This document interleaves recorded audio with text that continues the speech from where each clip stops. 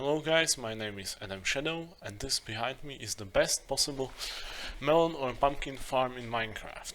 This design is the most space efficient, most resource efficient and also most lag efficient farm you can build in Minecraft. Let me show you how it works. It is made out of three parts. The layer of dirt on which you grow the crops. They are grown in these simple rows. It's not the most crop efficient farm, but because these crops are very close to each other, you can see there are only 3 blocks between each layer. It ends up being much faster than any other farm. Then there are these harvesters, which are very small flying machines that nobody has ever invented in Minecraft. I don't know why, because they are really simple. They just use trapdoors to cut down these pumpkins and collect them and transport them to the other side.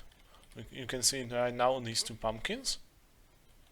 And see, they're collected and now they flow in the water towards me. You need 2 collection stations on each corner of the farm, because the machines just transport them from one side to the other. They don't transport the items back.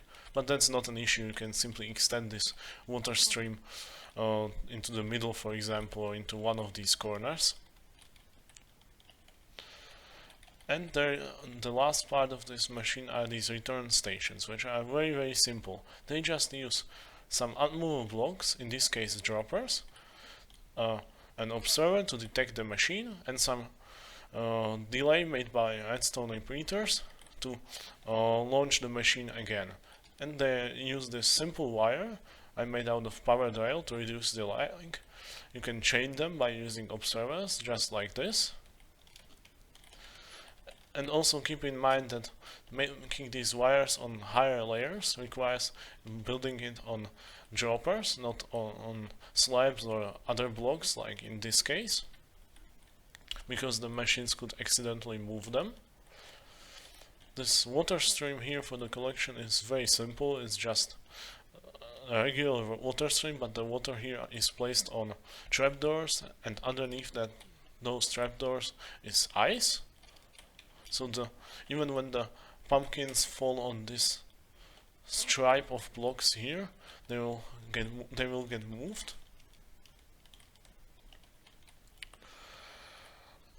This machine is based on this very simple harvester. You can see it here. These glass blocks here are there when a pumpkin gets cut here. Some of the items actually fly above the block itself, even though there is this slime block, which should not be happening, but since Minecraft has a terrible collision code. There are 2 observers here, just like in any other small flying machine nowadays, and a couple slime blocks. And also here these glass blocks to prevent the items from getting in between these 2 parts. As you can see, just by updating one of these observers, the machine is launched. It doesn't leave any ghost blocks behind, which is kind of surprising. It sometimes does when you are further away from it, but when you get closer they tend to disappear. They are not these type of hard ghost blocks as you might see in some machines. You can also run this in a semi-automatic way by destroying this redstone dust, and every time the machine comes, just triggering this button like this, so it just launches the machine. You can obviously expand this machine pretty much up to the random tick range, because you can have these return stations outside of the random tick range. Therefore you can maximize the amount of pumpkins produced per hour.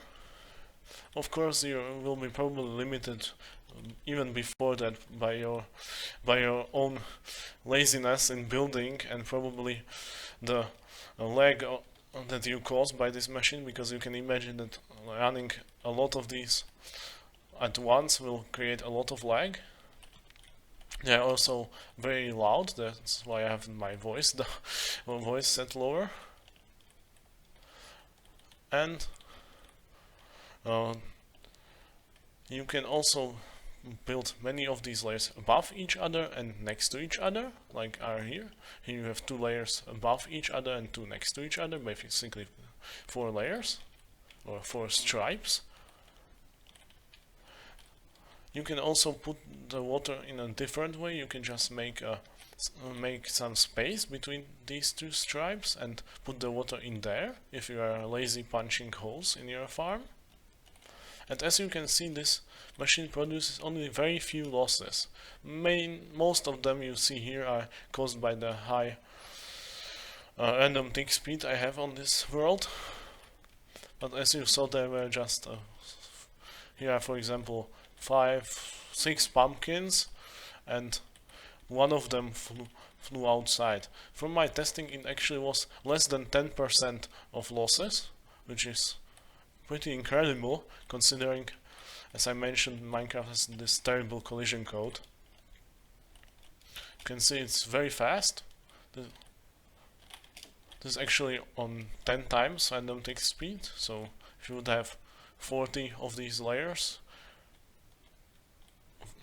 you would gain the same yield basically as I have right now, but you will probably make this much longer than I built, so thousands of pumpkins per hour are easily achievable. And if you want to really extend it to the maximum potential, you would build it from 0 to 256, therefore filling up the entire space you have.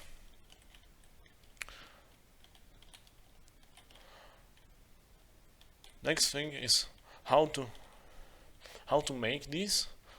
I will show you how to build one of these flying machines. Feel free to skip this part, as probably most of you will realize how to build this just from the video itself.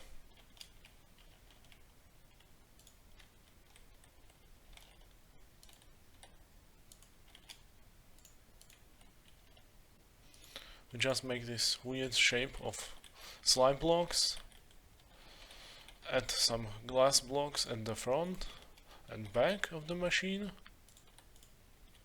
and also some at the bottom here. Then place 2 sticky pistons facing into each other in these gaps.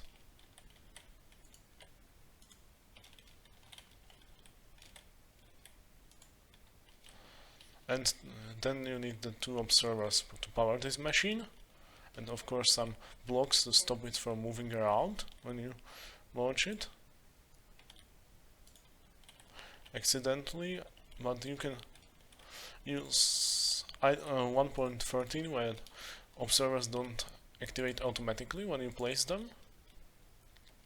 This is 1.12 currently. It works in pretty much all versions that have observers and slime blocks in them.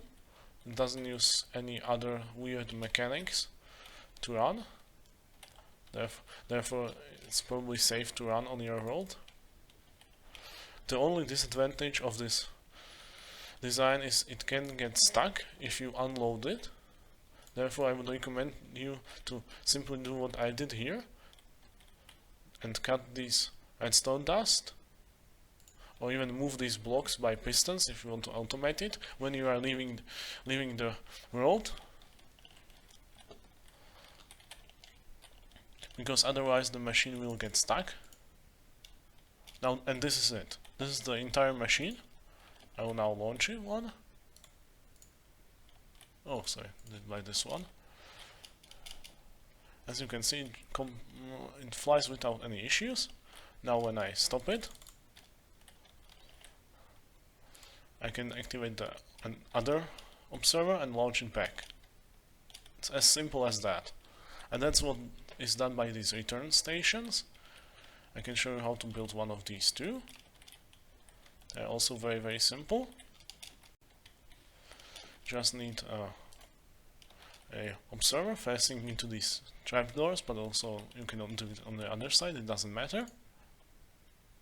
Some solid blocks, some redstone, some redstone repeaters.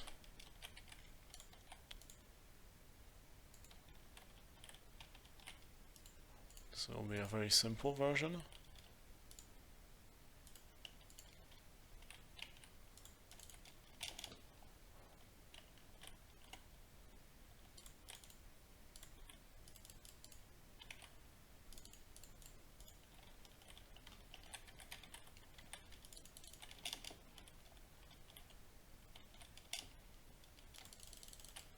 Let's launch the flying machine back to see if it will work.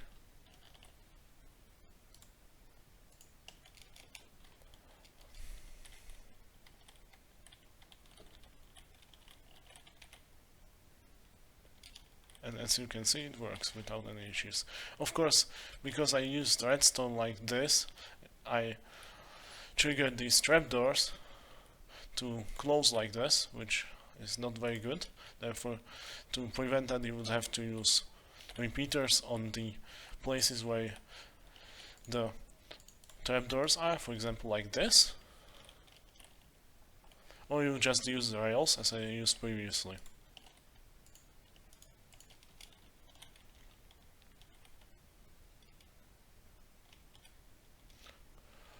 The rates of this machine are the same as are similar to other huge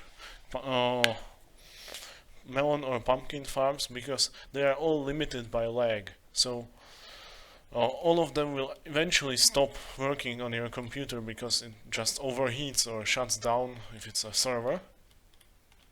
But this one has the advantage that it only extends and retracts once per pumpkin or melon that is destroyed, which is very effective, because normally you would have to have observers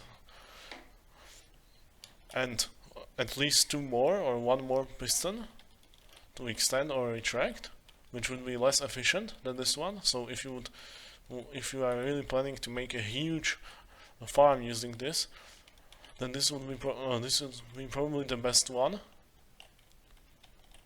because with these rails it reduces the lag to the minimum, and also the pistons extend only once, therefore reducing the lag done by pistons by half compared to regular melon or pumpkin machines. And it also doesn't use any minecarts or hopper minecarts for this to work. You can just stand in the middle of the machine if it's very large. Therefore this system doesn't use any entities that could break when unloading, because running this machine again when you accidentally unload it is no problem. You just come close to it, for example like here. For example, this stopped without me wanting it, and you simply cut the blocks that are underneath one of these observers. In this case it's always dirt, therefore you can easily replace it.